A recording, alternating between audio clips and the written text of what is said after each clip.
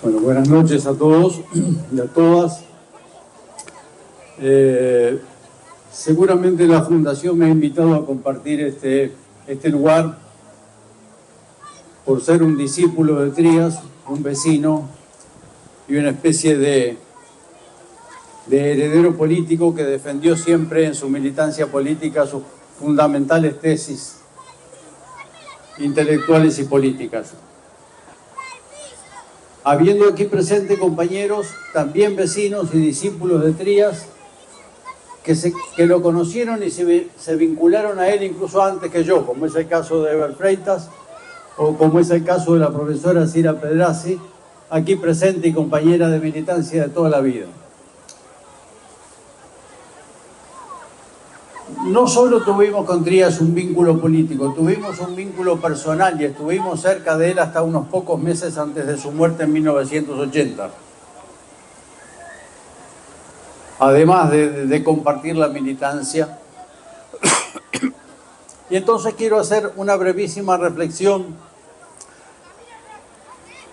pero ante nada agradecer a Millán, a Banda Oriental, a Aldo, que de alguna manera Aldo Marchesi motivó este trabajo, porque Millán Zurek, con este caso de la inteligencia checoslovaca en general, en Uruguay, y con el caso Trías en particular, ha hecho algo que yo calificaría de historia en serio, historia con mayúscula, para sobreponernos al manoseo del perfilamiento político y a las interpretaciones subjetivas y a los intereses sectoriales. Millán ha escrito un libro que una vez que el caso se hizo público, era una necesidad de la intelectualidad uruguaya y del mundo político uruguayo, y gracias a él lo tenemos a nuestro alcance y lo podemos discutir y analizar en profundidad, y gracias a Banda Oriental. En segundo lugar, el caso Trías está rodeado también de cierta mirada interesada en presentarlo a Vivian como un agente extranjero y denostar lo que fue su trabajo con esta calificación. Primero, Trías no necesita abogados. Se explica por sí mismo, por su trayectoria, por su militancia y por su obra, que es vasta y vastamente conocida. Segundo, conozco a Trías desde principios de 1970, y aquí hay compañeros que lo conocen desde antes, desde los tiempos que Millán redacta en su libro. Trías nunca fue subordinado de ninguna potencia, ni de ningún centro de poder extranjero, ni de ningún centro de decisión de ninguna naturaleza. Lo que se estableció con la delegación checoslovaca fue una alianza política de intereses mutuos, donde las instrucciones centrales que tenían los checoslovacos de su agencia central era contribuir en Uruguay a frenar la expansión, digámoslo así, de la ideología, la cultura, la influencia del imperialismo, en este caso norteamericano, y defender a la Revolución Cubana. Y ni Trías, ni ningún socialista de aquella época necesitaba que nadie le diera órdenes para hacer lo que había que hacer. Nosotros enfrentábamos al imperialismo y defendíamos la Revolución Cubana porque estaba en la esencia de nuestras definiciones, en los mandatos morales y políticos de nuestra propia lucha. Y en todo caso lo que tenemos que hacer es agradecer la cooperación checoslovaca. Y lo agradecemos. Y si Trías estuviera hoy entre nosotros, yo no le reprocharía que hubiera aceptado apoyos, que hubiera aceptado dinero, que hubiera aceptado que le pagaran pasajes para viajar al exterior, para poder tener contactos políticos, para poder investigar y para poder escribir. Porque estuve cerca de él hasta los días próximos a su muerte y sé que llevó siempre una vida austera, dedicada al cumplimiento de su militancia y a defender su vocación revolucionaria entre su propio pueblo y fundamentalmente a transmitir en su amplísimo trabajo docente a las nuevas generaciones las motivaciones fundamentales, reitero, éticas y políticas de la necesidad de la lucha antiimperialista.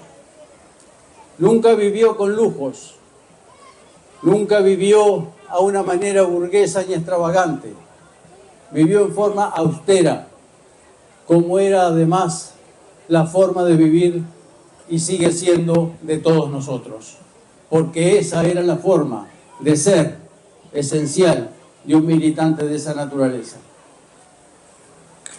También se ha querido llevar a extremos este razonamiento diciendo que era un espía y un traidor a la patria.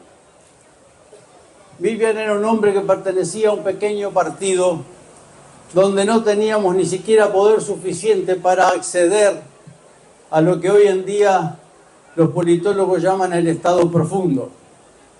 No teníamos conocimiento de las razones de Estado, ni de los hechos de Estado, ni de los secretos de Estado.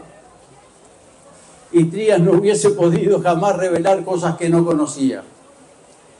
Lo más que llegó a transmitir, y Surek lo redacta prolijamente en su libro, es un documento que se manejó en el Consejo Nacional de Gobierno de 1965, que se lo alcanzó uno de los miembros del gobierno, el consejero Alberto G. Beruller, sobre lo que estaban discutiendo en el gobierno en ese momento sobre el posible rompimiento de las relaciones con Cuba, y Trías lo entregó al campo socialista porque naturalmente sabíamos que era necesario divulgar qué es lo que estaba pasando en América Latina a raíz de la presión del imperialismo para provocar el rompimiento con Cuba.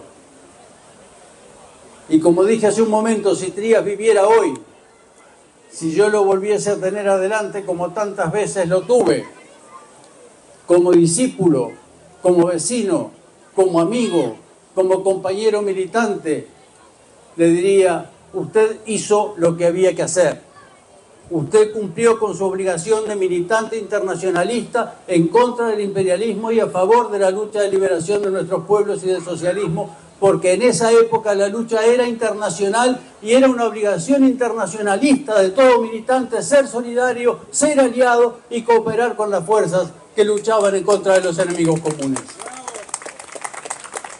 De modo que, si alguien quiere poner en debate la personalidad de Trías, yo le diré que Trías hizo lo que un socialista de su tiempo tenía que hacer y hubiese estado en falta si no lo hubiese hecho.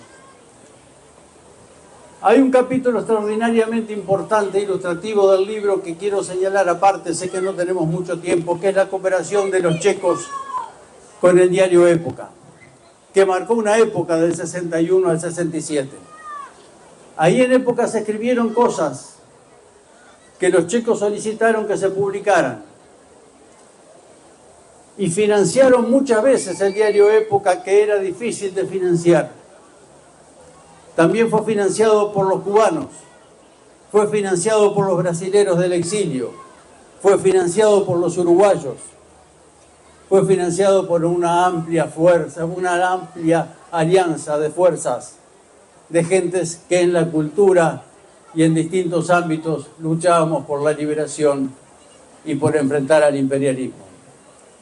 Ahí en Época escribió Galeano, escribió Trías, escribió Carlos Machado, fue dirigido primero por Guillermo Bernhardt y luego por el propio Eduardo Galeano. Solo nombrarlos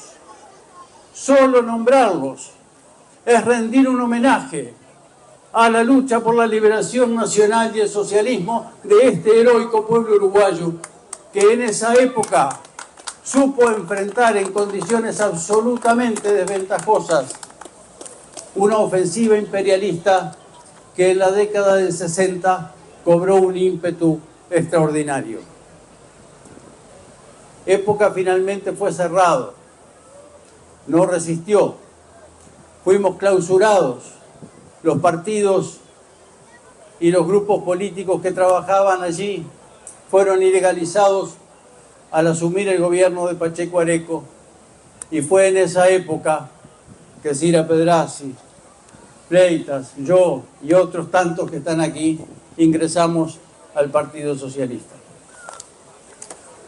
Por último, y dejando el caso Trías y dejando de particularizar en el caso de Vivian, voy a comentar el otro enfoque del libro. El aporte de Vivian y la cooperación con la inteligencia checoslovaca, ellos mismos lo dicen en muchos reportes que Michal señala textualmente, fue fundamentalmente un aporte ideológico e intelectual a través de sus notas de prensa y de sus libros, para los cuales lo ayudaron en más de una ocasión.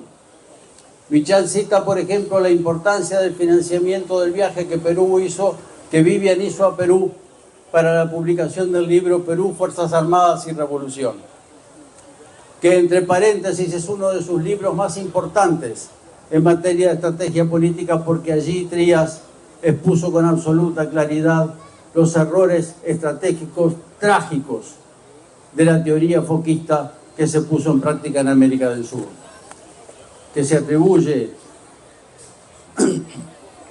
a teóricos franceses y que luego fue adaptada en nuestro continente. Pero sobre todo allí Trías analiza el papel de las contradicciones de las Fuerzas Armadas en 1970, nada más y nada menos que en los tiempos previos a la contrarrevolución militar que se llevó por delante los llamados golpes militares peronistas e instaló como tabla rasa la década trágica de las dictaduras en el continente. Entre todas esas contribuciones, hay una que quiero señalar particularmente por sus derivaciones hacia el presente. La tesis principal de la obra intelectual de Trías y de su trabajo histórico llega a su madurez en un libro que Michal cita, que se llama La crisis del imperio, de fines de 1970. Trías reunió a sus estudiantes en Las Piedras, en la Plaza de las Piedras, y apoyado en el atril que sostenía en la plaza pública el busto de José Pedro Varela, nos contó a los estudiantes en qué consistía la tesis de su libro, en la plaza pública. Yo le resumiré ahora, después de haber estudiado muchísimo el itinerario de ese libro. Su tesis principal se resumía en la frase de que él estaba analizando la fase del capitalismo monopólico estatal y de integración mundial en torno a los Estados Unidos de Norteamérica. Así definió la fase del capitalismo que él quería estudiar. Bueno, esa fase del capitalismo monopólico estatal y de integración mundial en torno a los Estados Unidos de América es una fase de la historia del capitalismo que hoy ha llegado a su techo.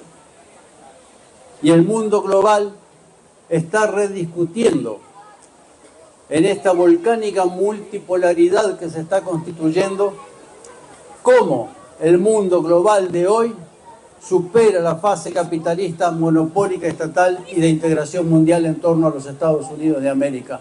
No porque se vaya a extinguir el imperio norteamericano, que hoy ya es más que eso, hoy es el imperio anglosajón, sino porque el imperio anglosajón ha llegado al límite de su poder global. Ese poder tiene que ser reconfigurado, tiene que ser reequilibrado, tiene que ser repartido, y todavía no sabemos cómo, porque el poder anglosajón está desafiando la paz mundial para mantener sus condiciones de dominación en una coyuntura de altísima inestabilidad. Entonces, la obra de Trías tiene una gigantesca proyección hacia el futuro. Terminaré con una anécdota que me llamó mucho la atención en 30 segundos. Hace unos días asistimos al debate presidencial entre Yamandu Orsi, compañero electo presidente de la República, y Álvaro Delgado, aspirante por el Partido Nacional. No encontré mucha explicación, pero en un pasaje del debate Álvaro Delgado leyó un párrafo textual del programa del Frente Amplio, donde hacía referencia al posicionamiento antiimperialista del Frente Amplio. Y le reprochó a Orsi con tono autoritario: ¿ve? Esto es sesentismo. Usted es un sesentista. Álvaro Delgado se olvidó que 4 horas antes, Elon Musk y Robert Kennedy Jr. habían escrito en sus cuentas que la autorización norteamericana para atacar a Rusia con misiles de largo alcance era una escalada que ponía al mundo al borde de la precipitación de una nueva guerra internacional. Entonces no se puede ser tan ignorante. El imperialismo se reconfigura en cada época, pero existe. Y el imperialismo anglosajón de hoy se resiste a franquearle al mundo la reconfiguración pacífica y armónica y el nuevo equilibrio que el mundo necesita. Nosotros los latinoamericanos, y en particular los sudamericanos y los uruguayos, estamos en medio de una zona de franca disputa de influencias. Más vale que no miremos para otro lado y que no nos olvidemos de Trías.